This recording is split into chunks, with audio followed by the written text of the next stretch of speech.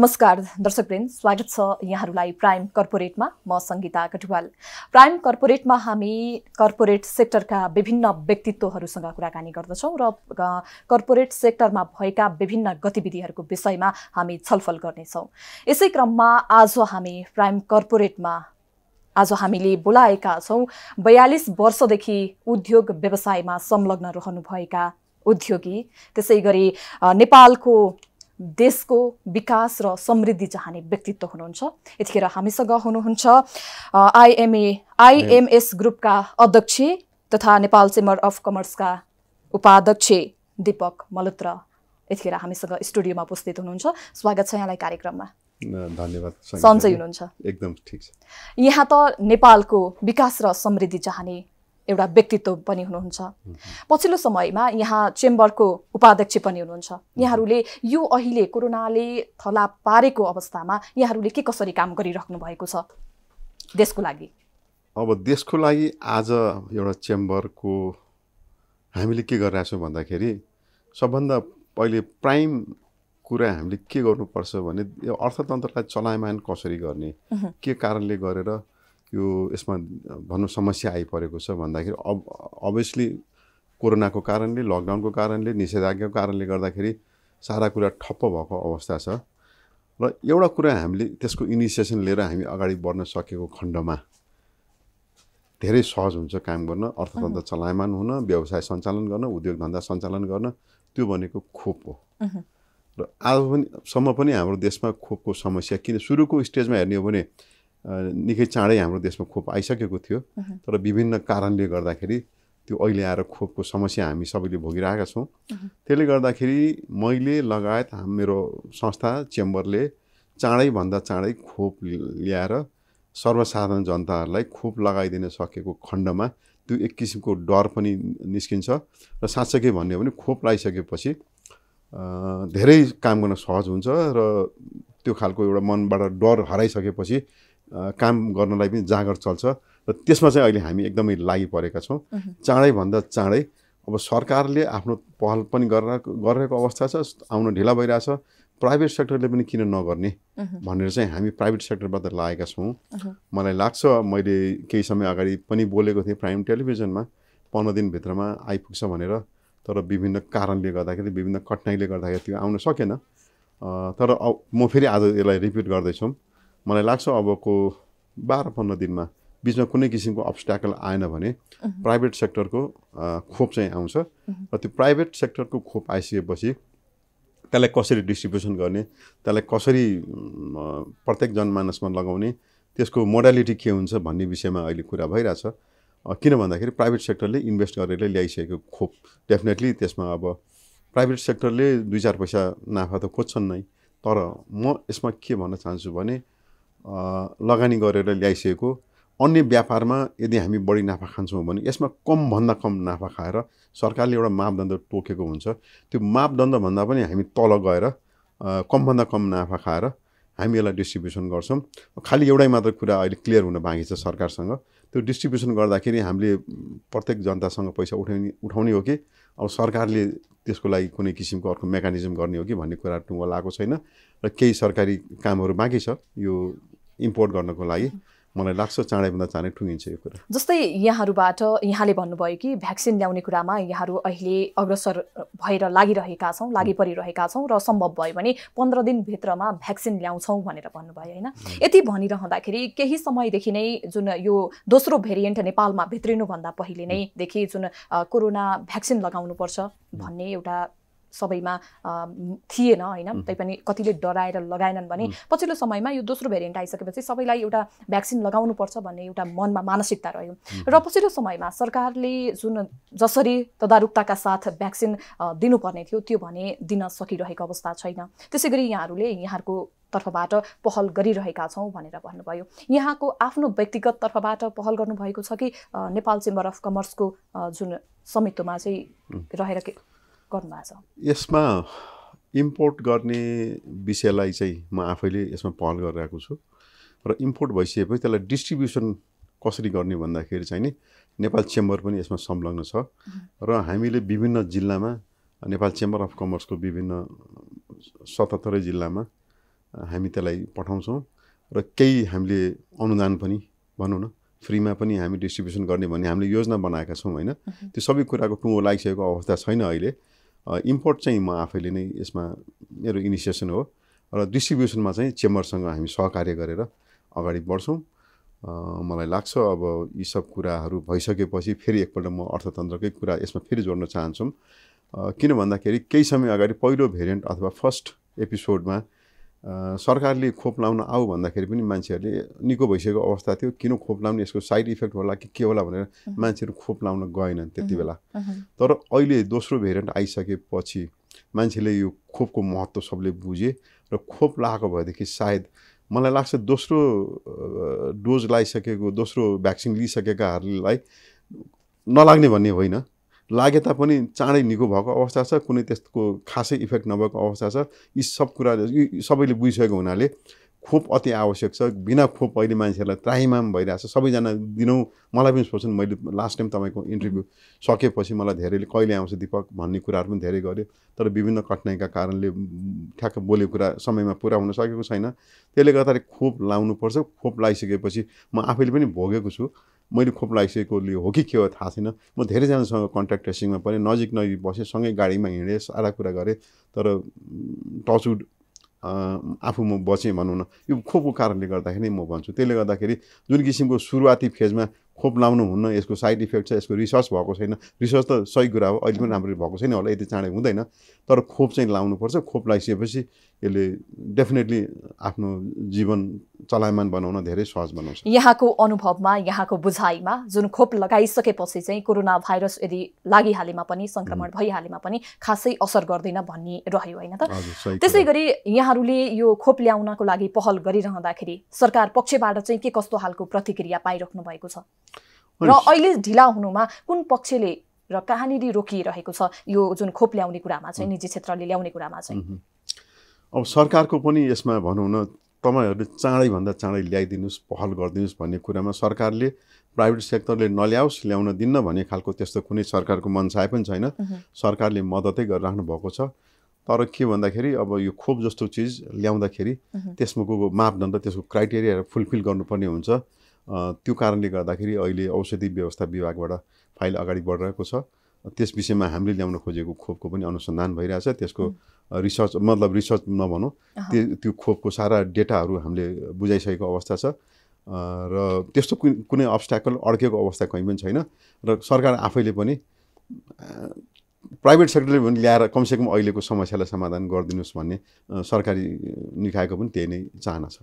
अलिक पहिले नै यदि प्राइभेट सेक्टरले ल्याओस् भन्ने सरकारको चाहना थियो भने जुन निजी क्षेत्रहरूले चाहिँ यो भ्याक्सिन ल्याउनको लागि अलिकति ढिलाइ नै गरेको हो भनेर बुझ्नु पर्यो नि त? अब त्यो पनि भन्न मिल्दैन। सुरुको हाम्रो सबैजनाको फोकस हामीले इन्डियाबाट कोभिसिल्ड ल्याउने भन्ने कुरामा फोकस गऱ्यौँ र प्राइभेट सेक्टर पनि लागे ल्याउने भन्ने कुरा भयो। सरकारले पनि एडभान्स पठाए। आखिरमा इनिसिएसन त सरकारको पनि थियो, प्राइभेट सेक्टरको पनि थियो। तर दुर्भाग्यवश छिमेकी राष्ट्र भारतमा जुन दोस्रो भेरिएन्ट आउने बित्तिकै त्यहाँ एकदमै ठुलो महामारी, पहिलो भेरिएन्टभन्दा दोस्रो भेरिएन्टले भयङ्कर ठुलो महामारी, त्यहाँ दिनको 4 लाख, पहिलो भेरिएन्ट आउँदाखेरि दिनको 1 लाखलाई इफेक्ट पारेको थियो भने बढीमा, अहिले आएर चाहिँ झन्डै 4 लाख मान्छे इफेक्टेड भए, दिनको 4000-5000 मान्छे दिवंगत भए होइन। त्यसले गर्दाखेरि भारतले चाहिँ नि यी सब कारणले गर्दाखेरि एक्सपोर्ट बन्द गरिदिएको अवस्थाको कारणले गर्दाखेरि त्यति बेला जुन फोकस हामी सबैजना केन्द्रित इन्डियाबाट ल्याउने भन्नेमा थियौँ, त्यो नहुँदाखेरिको समस्या हो यो। बाँकी त अब त्यस्तो इनिसिएसन नगरेको होइन। अब भ्याक्सिन ल्याउनको लागि चाहिँ कुन देशबाट यहाँहरूले, कुन देशको लागि चाहिँ पहल गरिराख्नु भएको छ? यदि भ्याक्सिन आयो भने कुन देशको भ्याक्सिन चाहिँ नेपालमा आउँछ? अब अभियसली अब जबसम्म इन्डियाले खोल्दैन, अब त्यसले गर्दाखेरि अहिले दुईटै मात्र विकल्प हामीसँग, एउटा कि चाइना, एउटा कि त इन्डिया हो। भनेपछि अहिले पहल चाहिँ हामीले चाइनाबाट भइरहेको छ। इन्डियाबाट खुलिसकेपछि इन्डियाबाट पनि आइहाल्छ र मैले यो सुनेको छु अब चाँडै नै भारतले पनि एक्सपोर्ट सुरु गर्ने भन्ने कुरा आइरहेको छ। तर अब अहिले जुन हाम्रो इनिसिएसन चाहिँ चाइनाबाट मगाउनेमै छ। हस्, यहाँहरूको पहल जारी छ र चाँडै नै यहाँहरूले जुन ल्याउन लाग्नु भएको भ्याक्सिन चाँडै नै नेपालमा आओस् र सबै जनताले त्यो भ्याक्सिन लगाउन पाउन् र सबै सुरक्षित रहन्, यो हाम्रो तर्फबाट पनि पहल जुन यहाँहरूलाई शुभकामना रहेको छ। त्यसै गरी म बजेटतिर केन्द्रित हुन चाहेँ। नेपालको 2078-79 को बजेट सार्वजनिक भइसकेको छ। त्यसै गरी यहाँहरूलाई पक्कै पनि चित्त बुझ्दो बजेट आयो होला भन्ने आशा गरौँ निजी क्षेत्रको लागि। अब मौद्रिक नीति ल्याउने तयारीमा राष्ट्र ब्याङ्क जुटिरहेको छ। कस्तो खालको मौद्रिक नीति आउनुपर्छ निजी क्षेत्रको लागि? पोहोर सालको बजेट भाषण सुनिसकेपछि कोरोनाले एकदमै अर्थतन्त्र चौपट गरेको बेलामा हाम्रा विभिन्न मागहरू थिए। स्टिमुलस प्याकेजदेखि लिएर ब्याज दर घटाउनेदेखि लिएर रिस्ट्रक्चरिङदेखि लिएर रिफाइनेन्सिङदेखि लिएर, तर त्यो खालको एड्रेसिङ गरेन बजेटले। त्यसले गर्दाखेरि बजेट सुनिसकेपछि जुन किसिमको एउटा मनमा एउटा वितृष्णा भयो, मतलब यस्तो बेलामा पनि सरकारले केही पनि हेरेन भन्ने कुरा थियो। तर त्यसको ठिक विपरीत लास्ट इयरको मौद्रिक नीति एकदमै राम्रो आइसकेपछि सबैजना उत्साहित भए, सबैजना खुसी भए र नभन्दै केही हदसम्म त्यो मौद्रिक नीति अवलम्बन पनि भयो। तर अब विभिन्न कारणले गर्दाखेरि अब 100% त भएको अवस्था छैन र हामीलाई आशा छ, विश्वास छ यसपालिको बजेट पनि राम्रो आएको छ। पोहोर सालको बजेट राम्रो थिएन तर मौद्रिक नीतिले त्यसलाई सम्हाल्यो। यसपालिको बजेट पनि राम्रो आएको छ। अब सबैजनाले कार्यान्वयन पछिको कुरा गर्छ, मलाई लाग्छ कार्यान्वयन पनि हुन्छ होला, त्यसमा हामीले शङ्का गर्नुपर्ने बाटो छैन।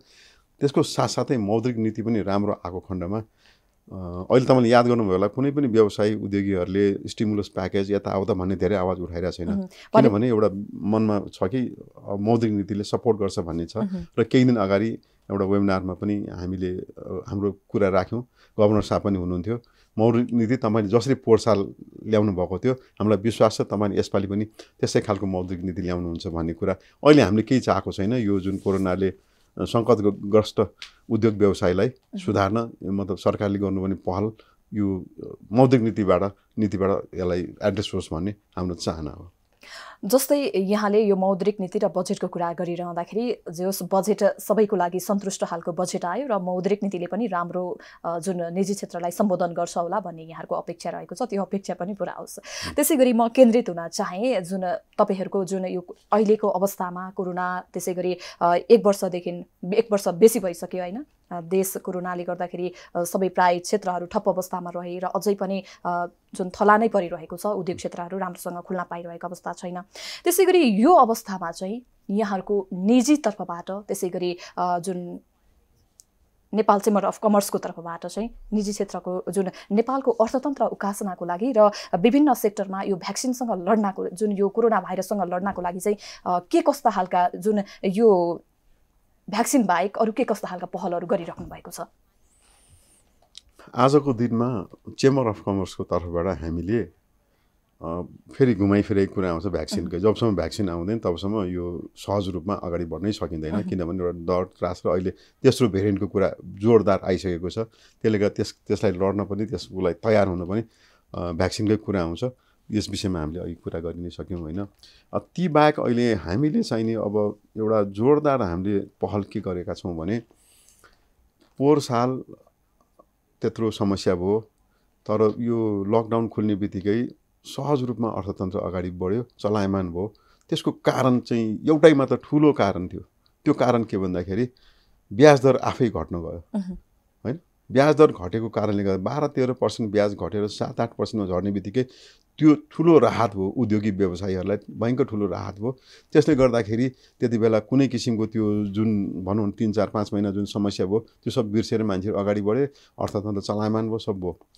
अब के त अब फेरि ब्याज अझ घट्छ त, मलाई लाग्छ ब्याज अब योभन्दा तल त के जाला र होइन। हामीले एउटै मात्र चेम्बरले हामीले अहिले एउटा ठुलो भनौँ न पहल के गरिरहेको छौँ भने, कुनै पनि हालतमा जस्तोसुकै यो भनौँ लिक्विडिटी क्राइसिस भए तापनि, ब्याङ्कसँग तरलताको अभाव भए तापनि राष्ट्र ब्याङ्कले कुनै पनि हालतमा ब्याज दरलाई चाहिँ सिङ्गल डिजिटमा राख्नुपर्छ। सिङ्गल डिजिटमा रहुन्जेलसम्म त्यति व्यापार गर्न, उद्योग धन्दा गर्न असहज हुँदैन।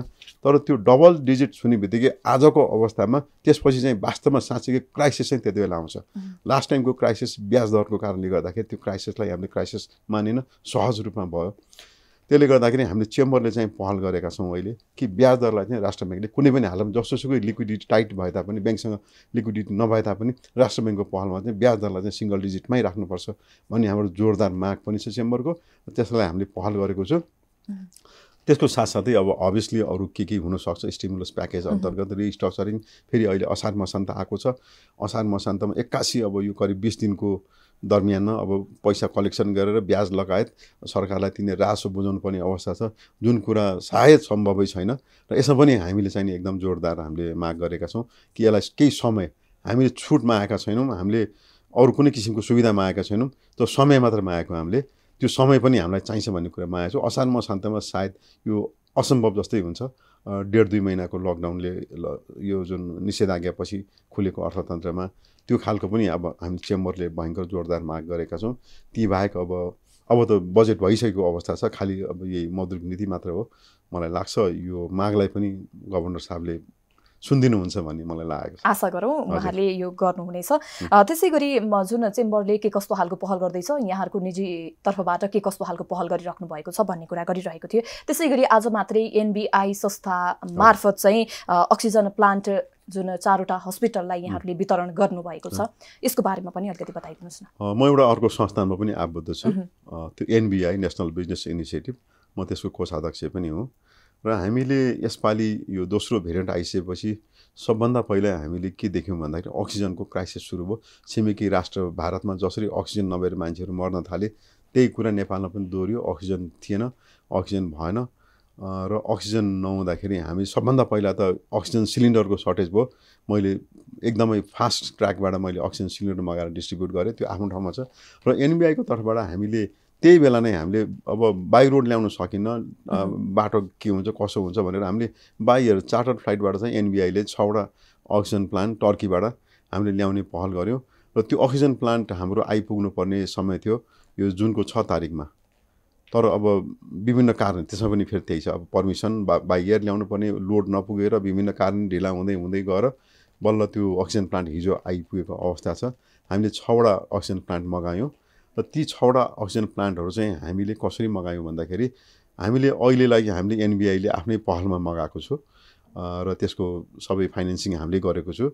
र हामीले एनबिआईका मेम्बरहरूले पनि हामीले केही छुट्टै हामीले पैसा उठायौँ, र लगायत त्यो पैसाको साथसाथमा हामीले विभिन्न दाताहरूबाट पनि पैसा कलेक्सन गरेर अहिले 4वटा हस्पिटलमा हामीले हस्तान्तरण गऱ्यौँ। एयरपोर्टमा त्यही कार्यक्रम सकेर म अहिले यहाँ आउँदैछु। 4वटा अक्सिजन प्लान्ट हामीले हस्तान्तरण गऱ्यौँ आज, र 2टा अरू हस्तान्तरण गर्न बाँकी छ। र त्यसको लागि चाहिँ हस्पिटललाई हस्तान्तरण चाहिँ हामीले फ्री अफ कस्टमा गऱ्यौँ। एनबिआईको पहल, त्यसपछि अन्य दाताहरूको पहलबाट हामीले त्यो गऱ्यौँ। र सायद केही ढिला हुनु गएको छ, अहिले अलिक सहज अवस्था त भइसकेको छ, तर पनि भोलि भन्न सकिन्न, भोलि तेस्रो भेरिएन्टको कुरा भइरहेछ। र हामीले ल्याएको अक्सिजन प्लान्ट चाहिँ 200 बेडलाई पुग्ने अक्सिजन प्लान्ट हो, 6वटा छ। त्यसले गर्दाखेरि मलाई लाग्छ यो एउटा एनबिआईको पनि एउटा राम्रो इनिसिएसन हामीले लियौँ, र यसले गर्दाखेरि धेरै ठुलो जुन डर त्रास थियो त्यो चाहिँ अब कम हुन्छ भनेपछि जुन केही समय अगाडि जति पनि अक्सिजनको जुन हाहाकार थियो त्यो हाहाकार मेटाउनको लागि र अहिले केही सहज भइसकेको अवस्था पनि रहेको छ। यदि फेरि पनि त्यो अवस्था नफर्कियोस्, एउटा हाम्रो यो हामीले सबैले सजगता अपनाएर त्यसलाई फर्किन दिनु हुँदैन, र पनि यहाँहरूले यसरी अक्सिजन प्लान्ट वितरण गरिरहँदाखेरि अब भने केही सहज हुने हामीले आशा गर्न सकिन्छ। र अन्य संस्था, अन्य निकाय, अन्य दाताहरूबाट पनि हामीले यो पहल गर्नुपर्छ, र यो महामारीको अवस्थामा हामी एकजुट भएर उठ्नुपर्छ भन्ने एउटा यहाँहरूले उदाहरण पेश गरि नै सक्नु भएको छ। त्यसै गरी अघि यहाँले अलिकति अगाडि यहाँले भन्दै हुनुहुन्थ्यो घट्दो ब्याज दर बढ्दो तरलताको कुरा गर्दै हुनुहुन्थ्यो होइन। घट्दो ब्याज दर बढ्दो तरलता त्यस्तै बिग्रिँदै गएको राजनीतिले देशको अर्थतन्त्रलाई कसरी चित्रण गरेको देखिन्छ, के भन्नुहुन्छ यहाँ? अब हामी अहिले वास्तवमा हेर्नुहोस् त है, 3 किसिमको समस्याग्रस्त नेपालमा भइरहेछ। एउटा त अब कोभिडको कारणले, रोग बढिरहेको कारणले गर्दाखेरि त्यो एउटा समस्या आफ्नो ठाउँमा छ, नेपाल लगायत विभिन्न देशले भोगिरहेको समस्या हो त्यो। दोस्रो समस्या विभिन्न देशमा अहिले खोप वितरण सहज भइसकेको छ, नेपालमा आज नेपाली नागरिकहरूले खोप लाउन सकिरहेको छैन। त्योभन्दा पनि भयावह अवस्था कहाँ पुग्यो भन्दाखेरि कोभिसिल्ड जुन फर्स्ट डोज लगाए ती लगाइसकेकाहरूले दोस्रो डोज लाउन पाएको छैन। 16 हप्ताभित्र लाउन सकेन भने त्यो जुन त्यसको त्यो पहिलो डोजको औचित्य रहन, त्यसको भनौँ न जुन किसिमको त्यसको इफेक्टिभनेस त्यसको 0 हुन जान्छ। त्यसले गर्दा 16 हप्ताभित्र लगाइसक्नु पर्नेछ। त्यो लगाउन नपाएर एक किसिमको त्राहिमामको अवस्था छ भने तेस्रो चाहिँ कारण के भन्दाखेरि अब अभियसली पोलिटिकल जुन इन्स्टेबिलिटी देशमा देखा परिरहेको छ, त्यसले गर्दाखेरि पनि हामी यी 3टा कुरामा गुजिरहेका छौँ। जुन कुरा अन्य देशहरूमा कोभिडकै मात्र कारण थियो त्यो सहज भइसकेको छ, तर नेपालमा अहिले पनि यी सब कारणले गर्दाखेरि हामी जस्तो एउटा व्यापारीहरूलाई उद्योगीहरूलाई जुन किसिमको व्यापार गर्न असहज वातावरण सिर्जना भइरहेको छ, त्यसले चाहिँ साँच्चै नेपालमा चाहिँ एउटा समस्या उत्पन्न भएको अवस्था छ। चाँडैभन्दा चाँडै यो पोलिटिकल मतलब भनौँ न, मैले अब कसरी यसलाई व्याख्या गर्ने होइन, अब तुरन्त जुलुस आउने, नारा जुलुस दुनियाँभरदेखि लिएर सारा कुरा सरकारको फोकस खालि आफ्नो कुर्सी बचाउने भन्दा बाहेक के पनि हुन सकेन। प्रतिपक्षको पनि भनौँ न, अब यो बेलामा सबै देश एकजुट भएर यदि कोरोनासँग कसरी लड्ने, यसबाट कसरी निस्किने, अर्थतन्त्र कसरी चलायमान गर्ने भन्ने कुरा सारा राजनीतिक पार्टीहरू त्यसमा लागेको भएदेखि सायद यो समस्या हुँदैन थियो होला, यसको समाधान पनि बेलैमा भइसकेको हुन्थ्यो होला। तर के भन्दाखेरि अब सबैजना त्यसैमा लागेका छन्। किन हो थाहा छैन। अब यो के सतीले सरापेको देश पनि भन्छ, त्यसलाई मान्ने कि के हो कारण मैले बुझ्न सकेको छैन। जुन कुरा हुन थियो त्यो हाम्रो देशमा भइरहेको छ। एकजुट भएर लाग्नुपर्ने अवस्थामा यतिखेर टुटफुट भएर जुन जसोतसो चलिरहेको छ, काम चलाउ सरकार बनिरहेको छ। त्यसै गरी मैले यहाँ उद्योगतिरै केन्द्रित हुन चाहेँ। यो उद्योगी व्यापारीहरूको लागि रिफाइनेन्सिङ छ नि, यो सुन्दा निकै उत्साह लाग्ने कुरा पनि देखिन्छ, तर कार्यान्वयन भने हेर्दा दिक्क लाग्दो छ नि। किन यस्तो भइरहेको होला? अब यसमा रिफाइनेन्सिङ केही हदसम्म भएको पनि छ, त्यसलाई 0 पनि भन्न मिल्दैन। जुन लास्ट इयरको मौद्रिक नीति आइसकेपछि केही हदसम्म भएको छ, तर त्यो जुन किसिमबाट बोलिएको थियो, जुन किसिमको अनाउन्समेन्ट भएको थियो, त्यो खालको चाहिँ भएको छैन। र त्यो कारणले यसपालि चाहिँ हामीले जुन यो अघि तपाईँले सोध्नुभयो मौद्रिक नीतिमा त्यो पनि हुनुपर्छ र रिफाइनेन्सिङ हुनुपर्छ भन्ने कुरालाई हामीले जोडदार माग गरेका छौँ। मलाई लाग्छ यसपालिको मौद्रिक नीतिमा रिफाइनेन्सिङलाई पनि र रिस्ट्रक्चरिङलाई पनि यी 2टा कुरा अति आवश्यक छ। त्यो नहुँदाखेरि ब्याज दर घटेकै अवस्था छ। त्यसले गर्दाखेरि त्यो रिफाइनेन्सिङ र एक्स्ट्रा लोन लिँदाखेरि त्यो एक्स्ट्रा बढ्यो। जुन पहिला 12-13% तिर्थ्यौँ, अहिले 8%ले गर्दाखेरि त्यो सहज भइसकेको हुनाले रिफाइनेन्सिङ, रिस्ट्रक्चरिङ, रिभ्यूदेखि लिएर सम्पूर्ण कुराहरू सरकारले चाहिँ गर्नुपर्ने आवश्यकै देख्छु मैले।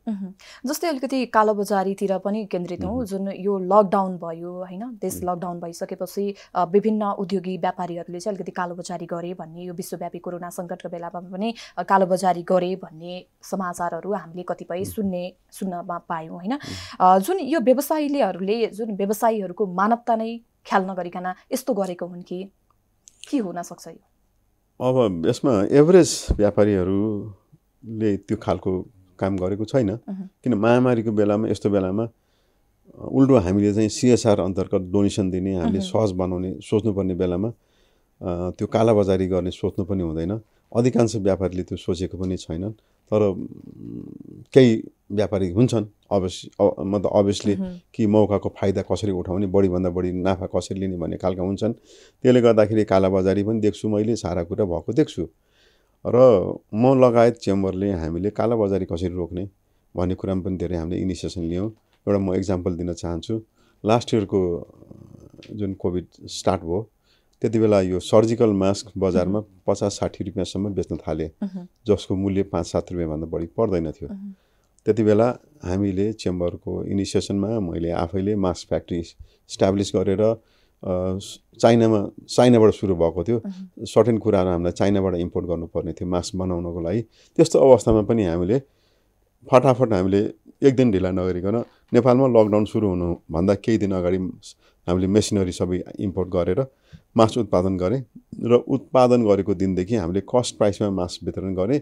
अधिकांश मास्कहरू हामीले फ्रीमा डिस्ट्रिब्युसन पनि गरेँ र हामीले त्यसलाई कस्ट प्राइसमा पनि बेच्यौँ, जसले गर्दाखेरि मास्कको कालाबजारी हुन सकेन। एकैपल्ट 50-60 रुपियाँमा बिक्ने मास्क 8-10 रुपियाँ रिटेल प्राइसमा बिक्री हुन थाल्यो। त्यसलाई हामीले धेरै हदसम्म रोक्यौँ। त्यस्तै गरेर अब यसपालिको पनि कुरा गरौँ।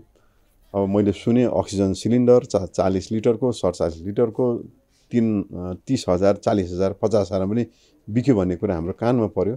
त्यसपछि इमिडिएटली हामीले यो खालको कुरामा यसमा पनि हाम्रो इनिसिएसन अति आवश्यक पर्यो भनेर हामीले इमिडिएटली हामीले अक्सिजन सिलिन्डरहरू मगायौँ र कस्ट प्राइसमा यो सब चिजमा किन मेरो व्यक्तिगत कुरा गर्ने हो भने मेरो पेसा यो होइन, मेरो आफ्नो छुट्टै पेसा छ। मैले लगानी गरेको मेरो पेसामा म केही नाफा खान्छु होला, तर यो समयमा मैले यो अहिले कालाबजारी रोकेर सर्वसाधारणलाई सहज मूल्यमा सामान वितरण गर्न सकेको खण्डमा एउटा धर्म पनि लाग्छ भने मैले सोचेर अक्सिजन सिलिन्डरहरू हामीले इमिडिएट इम्पोर्ट गऱ्यौँ फास्ट ट्र्याकबाट र हामीले 13,000 मूल्यमा जुन आफ्नो कस्ट प्राइस थियो हामीले डिस्ट्रिब्युसन पनि गरेँ।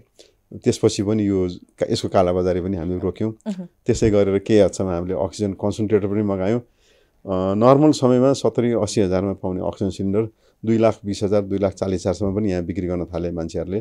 त्यसमा पनि हामीले इम्पोर्ट गरेर हामीले इम्पोर्ट गर्दाखेरिसम्म पनि के थियो भने चाइनामा पनि अब चाइनिजहरूको पनि के कुरा गर्ने होइन, सर्टेज भयो कि भाउ बढाउने त्यहाँ पनि चलन छ। त्यो हामीले इम्पोर्ट गर्दाखेरि झन्डै हाम्रो 1,25,30,000 रुपियाँ कस्ट परिरहेको थियो। हामीले त्यतिमै हामीले डिस्ट्रिब्युसन गऱ्यौँ। म यहाँलाई हामी कार्यक्रमको अन्त्यमा नै आइसकेका छौँ। म यहाँलाई अन्त्यमा एउटा क्वेसन गर्न चाहेँ। कोरोना खोप आम जनसमुदायसम्म पुर्याउनको लागि सरकारको पक्षबाट कस्तो खालको पहल हुनुपर्छ? छोटकरीमा एन्सर दिनुहोस्। सरकारको पक्षबाट अहिले सरकारको विभिन्न कारणले गरेर इम्पोर्ट गर्न सकिरहेको छैन भने प्राइभेट सेक्टरलाई म फेरि एकपल्ट भन्न चाहन्छु, चाँडैभन्दा चाँडै ल्याउनको लागि प्राइभेट सेक्टरलाई प्रोत्साहन गर्नु पर्यो र प्राइभेट सेक्टरले पेश गरेको प्रपोजललाई चाँडैभन्दा चाँडै त्यसलाई कार्यान्वयन गर्नको लागि सरकारी पक्षले दिनुपर्ने अनुमति चाँडैभन्दा चाँडै प्रदान गरेको खण्डमा सहज रूपमा हामी त्यसमा जसरी हुन्छ लागेर हामी त्यसलाई त्यसपछि डिस्ट्रिब्युसन हामीले आम नागरिकलाई कसरी पुर्याउने, त्यसको कस्ट कसरी बियर गर्ने भन्ने कुरा त्यो पछिको कुरा हो। सबभन्दा पहिला खोप ल्याउनु अति आवश्यक छ र म सरकारी पक्षलाई सरकारले चाहिँ नि पब्लिकले ल्याओस्, प्राइभेट सेक्टरले ल्याओस् र त्यसमा चाहिने पर्मिसनहरूमा चाहिँ ढिला नगरोस् भन्ने चाहिँ म सरकारलाई यति अनुरोध गर्न चाहन्छु। हस्, यहाँको अमूल्य समय हामीलाई दिनुभयो, यसको लागि यहाँलाई धन्यवाद दिन चाहन्छु। यहाँले पनि मलाई यहाँ आफ्नो कुरा राख्ने मौका दिनुभयो, धन्यवाद। हस्, यहाँहरूको जुन पहलले अगाडि बढिराख्नु भएको छ देश र जनताको लागि केही गरौँ भनेर, यो पहल यहाँहरूले अब आउने दिनहरूमा पनि गर्नुहुनेछ भन्ने आशा गर्दछौँ। यहाँलाई अझ शुभकामना दिन चाहन्छु। धन्यवाद।